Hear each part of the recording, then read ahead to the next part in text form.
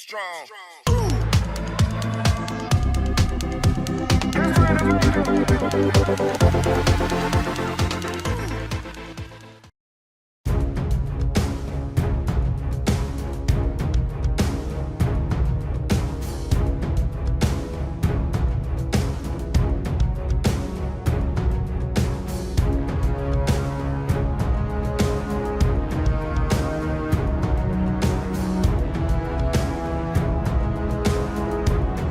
During the recent Shangri-La Dialogue in Singapore, a quiet yet historic defense breakthrough emerged from behind closed doors.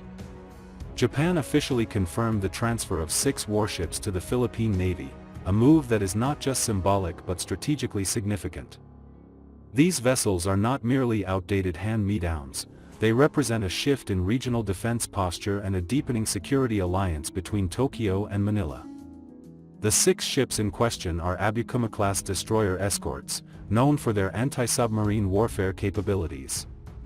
This transfer marks the largest delivery of Japanese warships to a foreign navy in modern history, signaling Japan's willingness to take a more active role in regional defense and deterrence amid China's growing assertiveness in the West Philippine Sea.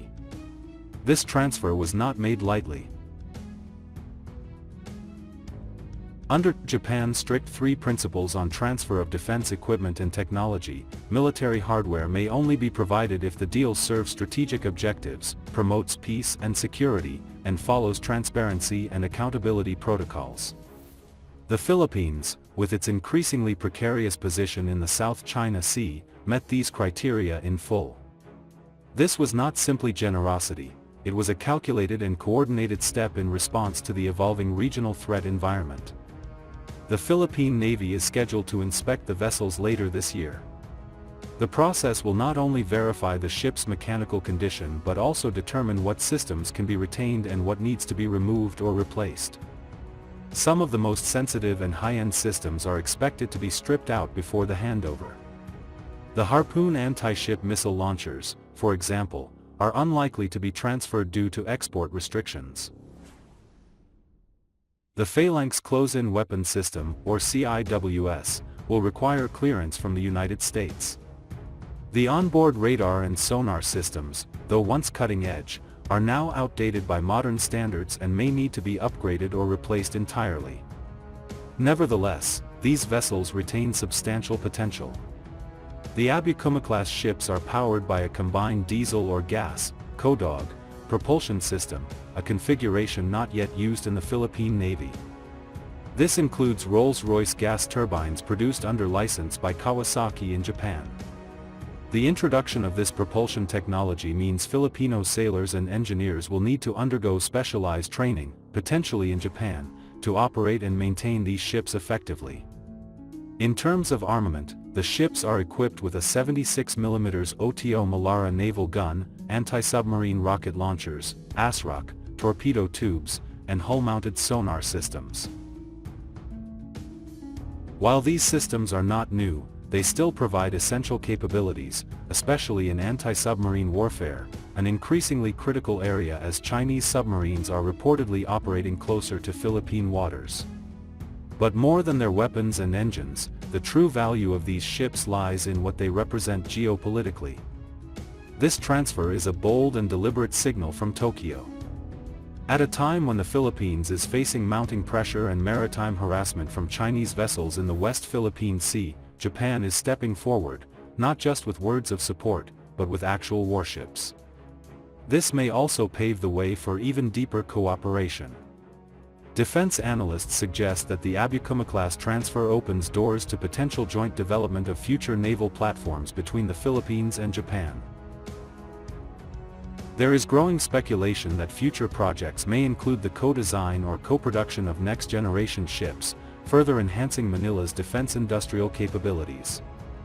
These developments could eventually expand into a trilateral defense manufacturing framework that includes Japan, South Korea, and the Philippines. However, serious challenges remain.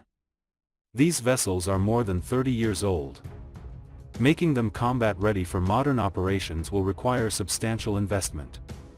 This includes replacing outdated sensors with modern Japanese or Korean alternatives, integrating NATO-compatible combat management systems, ensuring secure communications and interoperability with allied navies such as the United States and Australia, and possibly arming them with new missile systems such as the South Korean Haesong or the Norwegian-made Naval Strike Missile. None of this will be possible without proper funding. The Philippine Congress will need to allocate sufficient budget not only for the refurbishment and modernization of these ships but also for crew training, spare parts, logistic support, and long-term maintenance infrastructure. Without it, there is a serious risk that these vessels could suffer the same fate as other foreign acquisitions in the past, arriving with fanfare, only to sit idle in port due to a lack of operational support. That said, if the Philippines seizes this opportunity with seriousness and strategic vision, this could mark the beginning of a new naval era. The country could gradually evolve from a coastal defense force into a credible regional maritime power. This would require more than acquiring ships. It would demand investment in training, doctrine development, and institutional reforms that ensure these assets are fully utilized to protect Philippine sovereignty and maritime interests. China, for its part, is closely watching this development. The introduction of 6 warships, especially if modernized with NATO standard technology and supported by Japanese and Western expertise, will not go unnoticed.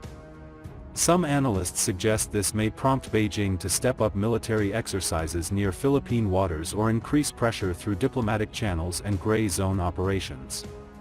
The Rizal-class transfer could be seen as either a provocation or a preparation, depending on one's strategic lens. Ultimately, the question is not whether the ships are valuable, but whether the Philippines is ready to use them wisely. These vessels are not the endgame. They are a test. A test of our defense institutions. A test of our commitment to modernization. A test of our ability to work with allies. And perhaps most importantly, a test of our national will. 6 ships. 1 strategic partnership. Countless possibilities. The future of Philippine naval power is being written right now, and what we choose to do with this historic transfer will determine whether this moment is remembered as a breakthrough, or a missed opportunity.